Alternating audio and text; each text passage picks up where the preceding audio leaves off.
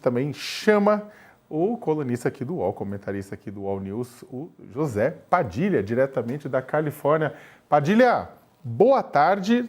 Boa tarde para você ainda, né? Tipo, ou é bom dia, não. Boa tarde, é o fuso. São 2 aqui, 2 da tarde. 2 da tarde. Do dia.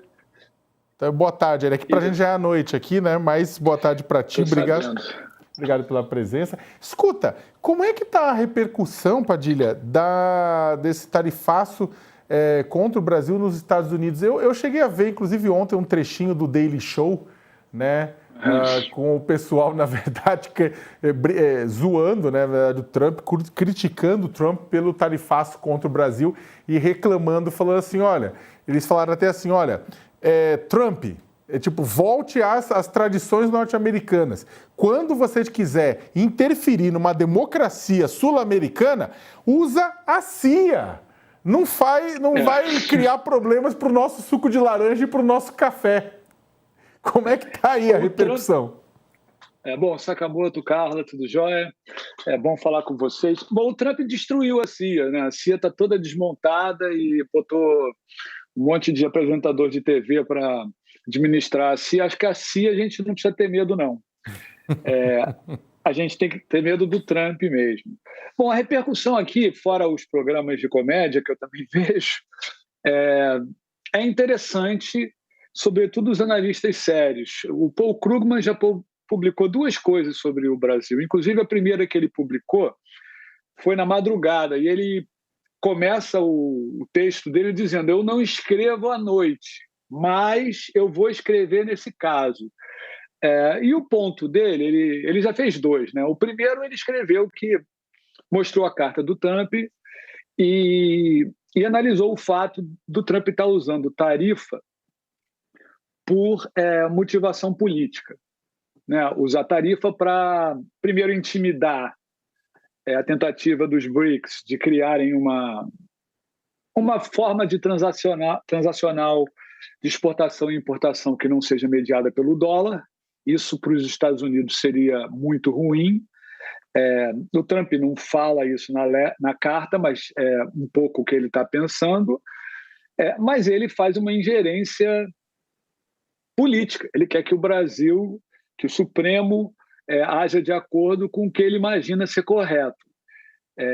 Isso é a primeira vez que acontece. Não teve país algum nessa onda de loucuras tarifárias do Trump que tenha sido punido com tarifas por conta de um julgamento que ocorre no próprio país, dentro das suas leis, e que os Estados Unidos não tem nada a ver. Isso nunca aconteceu na história dos Estados Unidos.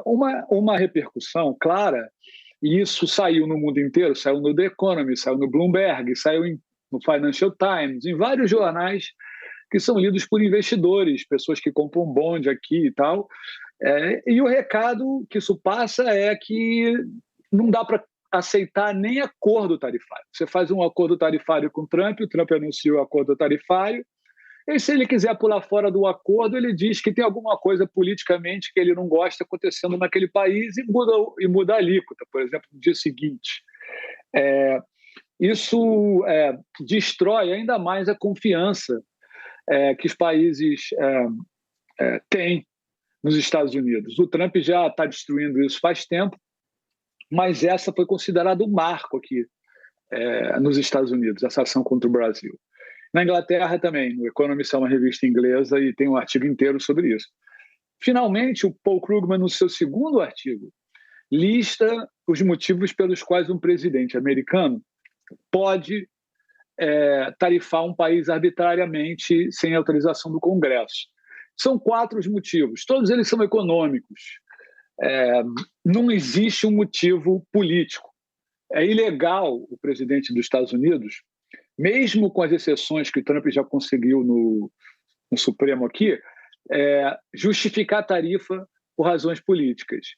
E o Krugman faz uma pergunta no final. Quem vai processar o Trump? Alguém vai processar o Trump por estar tarifando o Brasil de forma claramente ilegal e inconstitucional? Ele acha que até o Supremo pode... Ele fica na dúvida do que o Supremo americano faria em caso de um processo desse tipo, mas ele acha que um processo seria válido porque desnudaria cada vez mais a arbitrariedade que está sendo cometida. Tem também aqui, eu tenho recebido um monte de mensagens de amigos meus que são empresários no Brasil e tal, reclamando do governo brasileiro, dizendo que não faz sentido ficar provocando o Trump, que quanto mais bater de frente vai ser pior. E, ok, o Brasil não pode abaixar a cabeça, mas o custo para o Brasil de não abaixar a cabeça não é pago pelo político que tem dinheiro, é pago pelos pobres lá na ponta. Os trabalhadores lá na ponta que podem ser demitidos com a queda de receita de empresas grandes. Então está muito colocado aqui, por empresários brasileiros que eu conheço, esse medo da reação do Trump, como isso vai afetar as empresas brasileiras, a reação do governo brasileiro, e como vai afetar quem está na ponta, quem pode ser demitido da Suzano, quem pode ser demitido da produção de carvão, pig iron, como chama, etc, etc. Então, eu vejo o empresário brasileiro com muito medo do Trump, muito mais medo do que o governo, e um pouco desesperado porque é uma bandeira para o Lula. Então, é como se a economia brasileira tivesse ficado entre a política nacional e a política dos Estados Unidos de ser o bully do mundo. Uhum. A Carla acho que tem pergunta para o Padilha. Eu tenho, Padilha, desculpa também, sabe, que eu tive um acidentezinho de caiu aqui um negócio. Mas, Padilha, uma coisa que você falou das arbitrariedades do Trump, né, e da possível alguém processar ele, mas como é que está sendo aí essa questão do tipo, tem até 1º de agosto para essas tarifas serem efetivadas. Aqui, em alguns, desde que Trump assumiu, a gente já viu ele recuar em vários momentos, né? É bravata. Nesse caso específico, como ele tem essa coisa do Bolsonaro, né, dessa defesa do Bolsonaro muito forte aí, usando a política para questões econômicas, você está vendo espaço, ou aí, né, está se falando isso sobre um possível recuo dele até o dia 1º de agosto, como é que está esse termômetro de bravata ou não? Dessa vez ele não, enfim, como é que está o cenário para um eventual recuo na sua avaliação por aí? Então, tem aqui aquele dito famoso, taco, né? Trump always chickens out. O Trump sempre dá para trás, na hora do vamos ver. Não sei se no caso do Brasil, que não é tão importante assim para a economia americana como um todo, os Estados Unidos têm superávit com o Brasil também, isso vai acontecer. O Trump, eu não sei também se o Bolsonaro é o motivo. Eu acho que o Bolsonaro não é o motivo. Ele disse que é o motivo, mas o motivo é o Brasil fazendo campanha no BRIC para substituir o dólar em transações entre os países do BRIC. Esse tipo de... Vamos lembrar o seguinte, o dólar sendo a moeda internacional subsidia os Estados Unidos de forma brutal, porque existem depósitos em dólar relativos a transações internacionais nos bancos americanos. Se a transação internacional não passa pelos bancos americanos, a quantidade de dinheiro disponível para os Estados Unidos subsidiar, financiar o governo, etc., diminui radicalmente nos bancos americanos. Então, o medo dos economistas americanos é esse, o dólar perder a força. Eu acho que ele botou o Bolsonaro aí como, tipo, bota o Bolsonaro aí, vamos em vez de brigar com o BRIC inteiro, vamos fazer um exemplo do Brasil. Eu acho, tá? Não tenho certeza porque a gente está falando de um cara destrambelhado e maluco.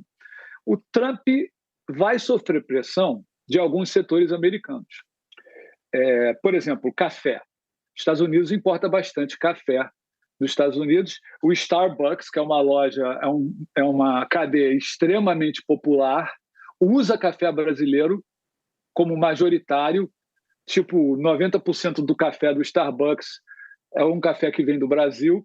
Eu tenho certeza que o pessoal do Starbucks está batendo na porta lá do White House, da Casa Branca, e falando, pelo amor de Deus, não faz isso comigo. Então, assim, vão existir setores que são afetados aqui pelo Brasil, não tanto os Estados Unidos como um todo, mas setores americanos que vão bater lá na Casa Branca. Será que isso é o suficiente para o Trump abrir exceções, para o Trump voltar a negociar com o Brasil, etc., etc. Eu não sei. Eu acho que se o governo brasileiro baixar a bola, baixar a pressão, se o governo brasileiro tiver a noção, embora seja horrível, e eu jamais gostaria de abaixar a cabeça para um cara que nem o Trump, mas a noção de que tem muita coisa em jogo que não é política, né? Tem o salário das pessoas, a vida dos trabalhadores que trabalham nesses setores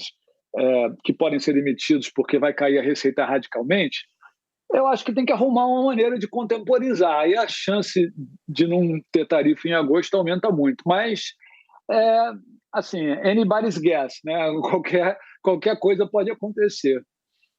Zé Padilha, diretamente da Califórnia. Padilha, brigadão por ter participado do All News segunda edição. Bom final de semana para você. Para vocês também. Bom ver vocês. Tchau, tchau. Obrigado, um abraço.